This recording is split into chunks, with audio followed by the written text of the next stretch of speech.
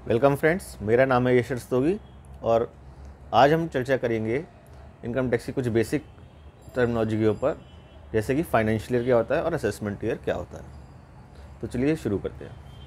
दोस्तों, financial year वो साल माना जाता है जिस साल आप इनकम अर्न करते हैं, और असेसमेंट ईयर उसके आगे का साल होता है, उसका नेक्स्ट ईयर, जिस साल आपकी इनकम असेस और टैक्स की जाती है। एग्जाम्पल के तौर पे मान लीजिए आप इनकम अर्न करते हैं कुछ, जैसे कि इनकम फ्रॉम सैलरी अर्न करते हैं, इनकम फ्रॉम हाउस प्रॉपर्टी करते हैं, ठीक है, आप रेंटल इनकम अर्न कर रहे हैं, या आप बिज़नेस इनकम अर्न कर रहे हैं, आपकी अपना शॉप है, अपनी जो भी बिज़नेस है, ठीक है, उससे आप इनकम अर्न कर रहे हैं।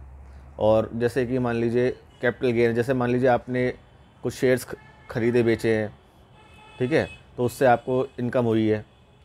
और जैसे कि अदर सोर्सेज की इनकम, मान लीजिए एफडी का इंटरेस्ट वगैरह जो आपने अर्न किया during the financial year. Financial year मतलब जैसे कि एग्जांपल के तौर पर 1 अप्रैल 2019 से लेके 31 मार्च 2020 तक आपका एक फाइनेंशियल ईयर कंप्लीट माना जाता है, ठीक है।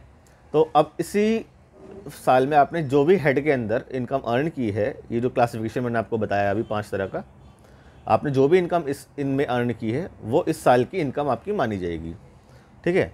और अब इनके ऊपर टैक्सेस आएंगे, इनके ऊपर टैक्स पे करना होगा। तो जिस साल अगले, उसका जो अगला साल होता है, जिस साल आपने इनकम अर्न की, उसका जो अगला साल है, जैसे कि 1 अप्रैल 2019 से 31 मार्च 2020 तक आपका एक फाइनेंशियल ईयर कंप्लीट हुआ, आपने इन सारे हेडों में से कुछ इनकम अर्न की। अब इस पर टैक्स पे होगा तो वो अगले साल पे होगा 1 अप्रैल 2020 से 31 मार्च 2021 तक, ठीक है।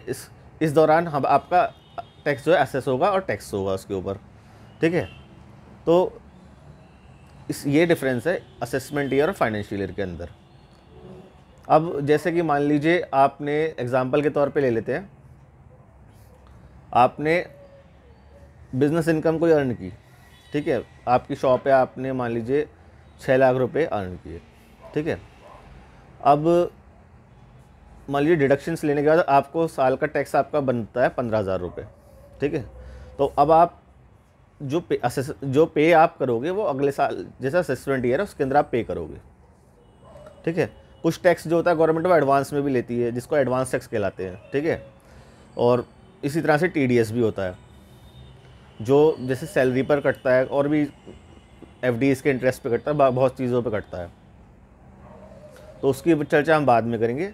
फ़िलहाल हमें सिर्फ यहाँ तक देखना है कि हमारा फाइनेंशियल ईयर और असेसमेंट ईयर क्या है। तो फाइनेंशियल ईयर आपका हुआ जिस साल आपने इनकम अर्न की, और असेसमेंट ईयर आपका बनता है जिस साल आपकी इनकम असेस हुई और टैक्स हुई, ठीक है, उस साल आपने टैक्स पे करी। Thank you.